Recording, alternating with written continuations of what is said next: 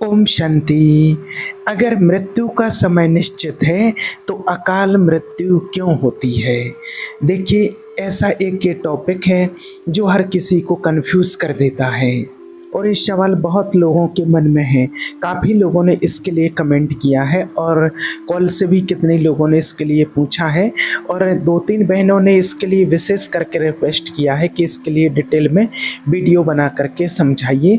तो आप सभी के लिए ये वीडियो आज का बना रहे हैं। जिसके भी परिवार से किसी की अकाल मृत्यु हो गई है या अचानक कोई चला गया है, तो आप लोग विशेष ध्यान से जो भी कमेंट करते हैं कि मेरी बच्ची की 2 साल में मृत्यु क्यों हो गई, 4 साल में मृत्यु क्यों हो गई, मेरे पति अचानक क्यों चले गए हैं, ऐसे बहुत सारे कमेंट हैं। मेरी पत्नी अचानक से क्यों चली गई है, अल्प आयु में ही क्यों चली गई है मेरी बच्ची, किसी ने सुसाइड कर लिया, किसी ने कुछ कर लिया, किसी न किसी कारण से उनकी डेथ हो गई है। तो आप सभी अगर इस वीडियो को ध्यान से सुनेंगे तो आपको अपने हर सवाल का जवाब मिल जाएगा और आपके मन में किसी भी प्रकार का कोई कन्फ्यूज नहीं रहेगा। तो देखिए, सबसे पहली बात आपको बता दें कि मृत्यु का समय निश्चित होता है। उससे मृत्यु 1 मिनट आगे पीछे नहीं हो सकती है, जो मृत्यु का समय निश्चित होता है। अब बात यहाँ जो आती है कि फिर अकाल मृत्यु क्यों हो जाती है, तो सबसे पहले हमें इस बात को समझना है कि आज दुनिया में देखिए होता क्या है कि अगर कोई व्यक्ति लगभग 80 की एज पूरी करके 80 साल की उम्र के बाद अगर उसकी मृत्यु होती है तो लोग ये समझते हैं कि इसकी आयु पूरी हो गई है।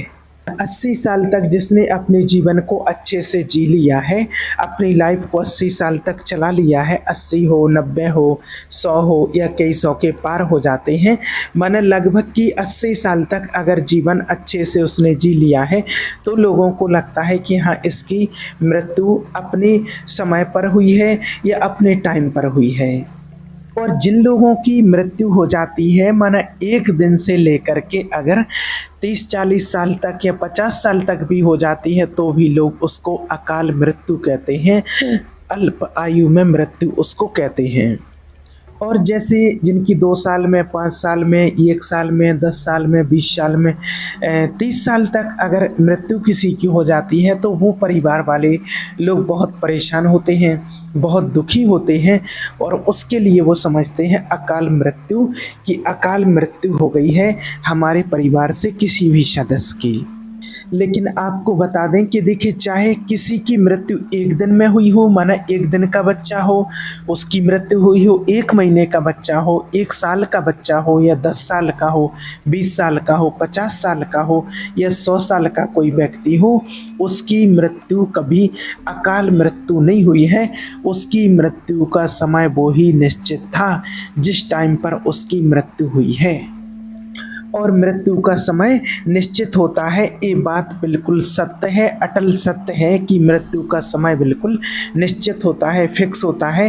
कहाँ पर मृत्यु होनी है, किस कंडीशन में मृत्यु होनी है, किस स्थान पर मृत्यु होनी है, ये सारी चीज़ें पहले से निश्चित होती हैं।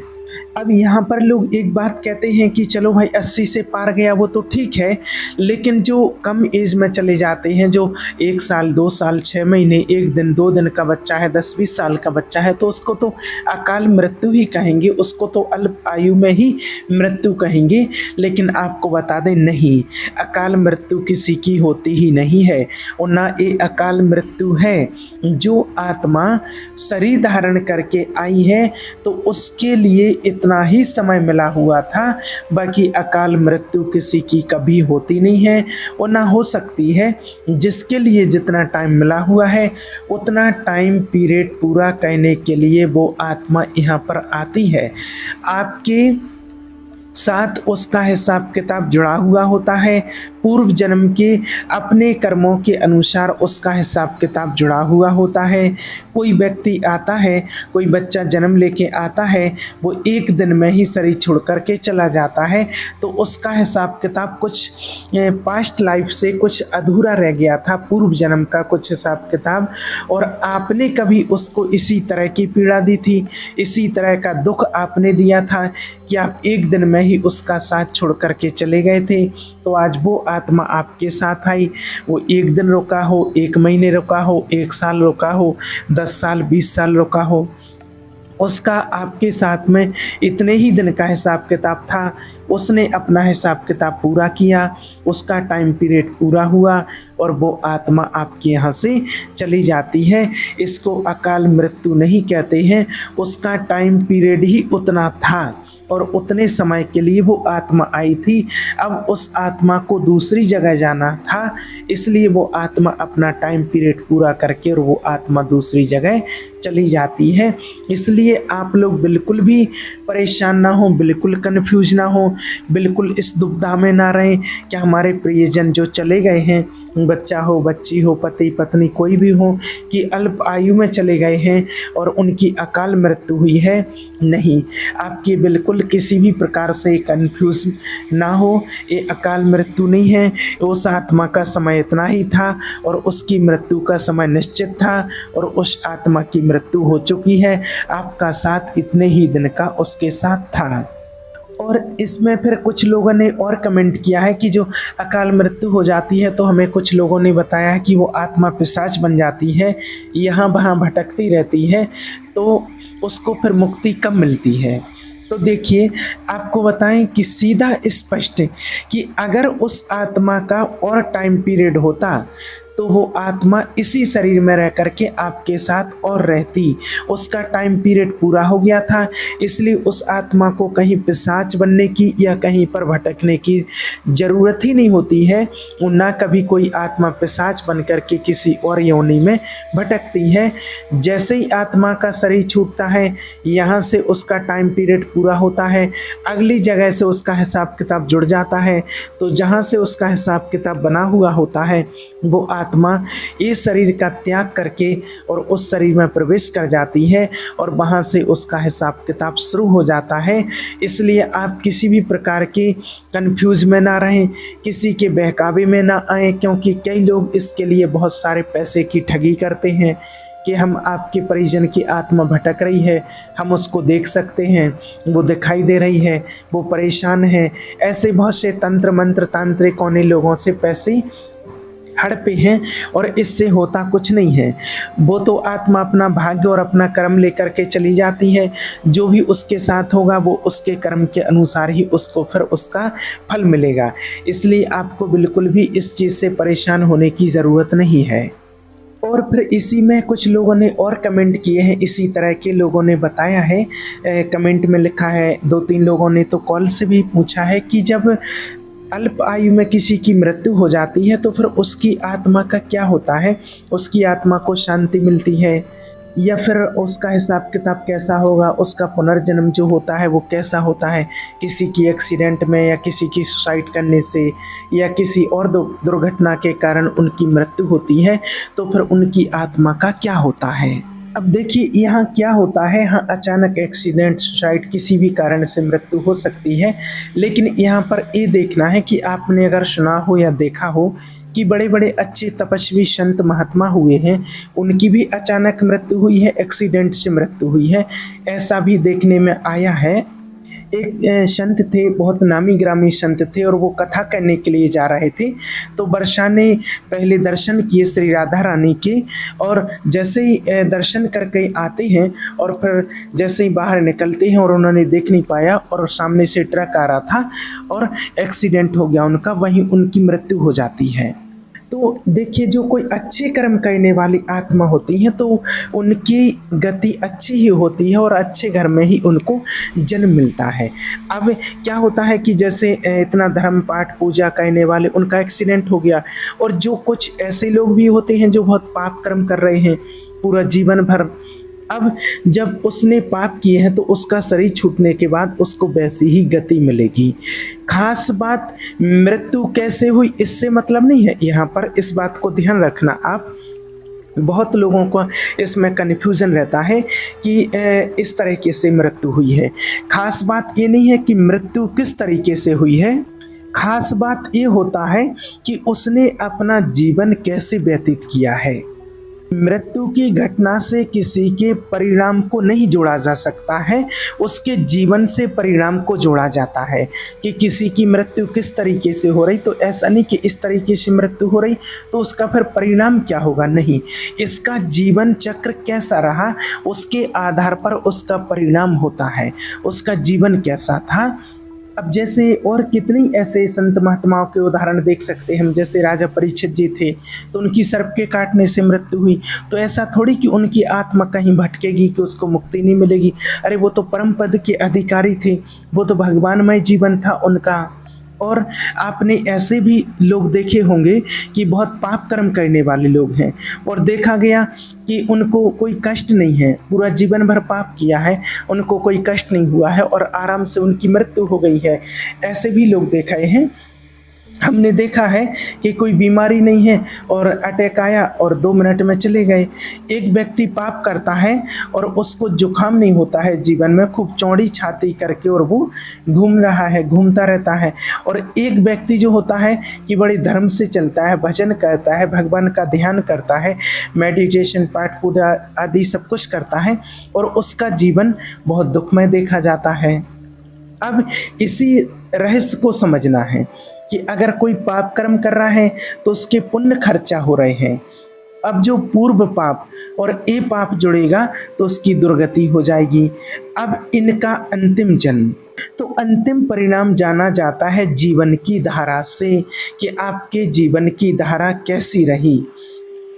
अब जैसे कोई व्यक्ति होता है, जैसे कोई व्यक्ति है, उसकी छत गिरती है, मकान की छत गिरती है, दीवार गिरती है और उसकी मृत्यु हो जाती है। अब लोग इसको अकाल मृत्यु ही कहेंगे, लोग कहते हैं कि अकाल मृत्यु हो गई है, लेकिन अब उसने जीवन कैसा व्यतीत किया है। अगर जीवन भगवान के कार्य में व्यतीत किया है, भजन में व्यतीत किया है, भगवान के ध्यान में समय लगाया है, तो उसका फिर भजन में व्यतीत किया है तो भगवान को प्राप्त होगा।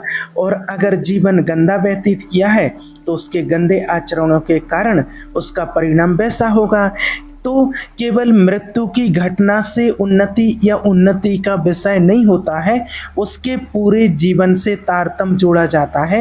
मृत्यु की घटना तो पहले से निश्चित हो चुकी होती है कि घटना कैसे होती है, और हम जिसको कहते हैं कि अकाल मृत्यु, तो वो भी निश्चित ही होती है। सिर्फ हमें कहने में आता है कि अकाल मृत्यु हुई है, लेकिन वो अकाल मृत्यु नहीं होती है, वो समय पूरा हो चुका है और उसकी मृत्यु का समय आ गया है। अब किसी की मृत्यु कैसे होनी है, किसी की एक्सीडेंट से मृत्यु होनी है, किसी की सुसाइड से मृत्यु होनी है, तो पूरा काल व्यतीत होकर के जो जाता है तो उसके लिए कुछ नहीं कहते, लेकिन जो जवानी में चले जाते हैं तो उसके लिए अकाल मृत्यु कहते हैं। अब उतने में उसने क्या आचरण किया है, अगर उसने अच्छे कर्म किए हैं, माता पिता की सेवा की है, भगवान का ध्यान किया है और फिर मृत्यु होती है तो उस आत्मा का कल्याण हो जाता है। और अगर उसने पाप आचरण किए हैं, मनमाने आचरण किए हैं, तो चाहे वो गंगा में ही क्यों ना जाए, गंगा में ही क्यों ना उसका शरीर छूटे, गंगा में ही क्यों ना मृत्यु हो, लेकिन उसकी सदगति नहीं हो सकती है, उसकी दुर्गति ही होगी। उसके अनुसार, उसके कर्म के अनुसार ही उसको उस ऐसे परिवार में उसका जन्म मिलेगा। इसलिए मृत्यु की घटना से किसी के जीवन का फाइनल नहीं किया जा सकता है, उसके जीवन की धारा से उसके जीवन का फाइनल होता है। इसलिए आप लोग किसी भी प्रकार से इस कन्फ्यूज़न में ना रहें कि वो हमारे जो सदस्य चले गए हैं परिवार से, अकाल मृत्यु हुई है, एक्सीडेंट हुआ है, सुसाइड किया है, या कुछ और तरह से किसी ने अपने शरीर को नष्ट किया, किसी की मृत्यु हुई है, तो फिर उनका क्या होगा। तो आप उस अंतिम घड़ी को मत देखिए जिस घड़ी में उन्होंने शरीर छोड़ा है, उनके पूरे जीवन को देखिए आप। इसलिए मृत्यु किसी की, चाहे एक्सीडेंट किसी भी कारण से हुई हो, किसी भी तरह से हुई हो, और आप सोचें कि उसकी दुर्गति होगी, उसकी आत्मा भटकेगी, तो ऐसा कुछ भी नहीं होता है। इस बात को आप अच्छे से समझना। और कई लोग ऐसे जो अल्पकाल में, अल्पायु में मृत्यु हो जाती है तो उसके लिए लोग बहुत परेशान हो जाते हैं। तो एक बात हम आपको बार बार कहते हैं कि परेशान तो आप होंगे, लेकिन इस लोक का नाम आप याद रख लो, इस लोक का नाम है मृत्यु लोक। तो जब इसका नाम ही मृत्यु लोक है तो यहाँ मरना तो सबको पड़ेगा, है ना। तो आपको देखिए एक बात और स्पष्ट बता दें कि जिस समय, जिस सेकंड में, जिस मिनट में जहाँ मृत्यु होनी है वहाँ होनी है। वो हमारे कोई प्रियजन बन कर के जो आते हैं, वो अपने कर्मों का भोग भोगने के लिए आते हैं और हमको भुगवाने के लिए आते हैं। और जो चले गए हैं तो आपको जो दुख हो रहा है तो ये अपने कर्मों के कारण ही दुख हो रहा है। इसलिए आध्यात्मिक यही बल देता है कि उसके चिंतन को त्यागो और प्रभु के चिंतन में लग जाओ। ये ठगबाजी करने के लिए माया ये सब कुछ चरित्र रचती है, और ना तो कोई आपका पुत्र है और ना ही कोई आपकी पुत्री है और ना ही आपके कोई, ना आप किसी के पिता हैं। ये तो बस ड्रामा चलता रहता है, ये पार्ट चलता रहता है। कभी आप पुत्र बने तो कभी आप पिता बने, कभी वो पुत्र बने तो कभी आप पुत्र बने, पुत्री बने, माता बने, कोई ये सब कुछ चलता रहता है। यह नाटक करने के लिए ही हर किसी को आना पड़ता है। अब बस जो समय बचा है उसमें परमात्मा की प्राप्ति कर लो, भगवान का भजन कर लो और प्रभु से कहो, हे परमात्मा, ये जो अब जीवन बचा हुआ है, जितना समय बचा हुआ है, ये आपकी प्राप्ति के लिए है। इसलिए आप सभी परमात्मा का चिंतन करें और बिल्कुल भी इस कन्फ्यूज़न में ना रहें कि अकाल मृत्यु हुई है या तो उनका क्या होगा, या फिर सुसाइड आदि किसी ने किया है तो उनकी आत्मा कहाँ भटक रही होगी। ऐसा कुछ भी नहीं होता है। सबकी आयु का समय निश्चित होता है और सबकी मृत्यु अपने समय पर ही होती है। ठीक है। ओम शांति।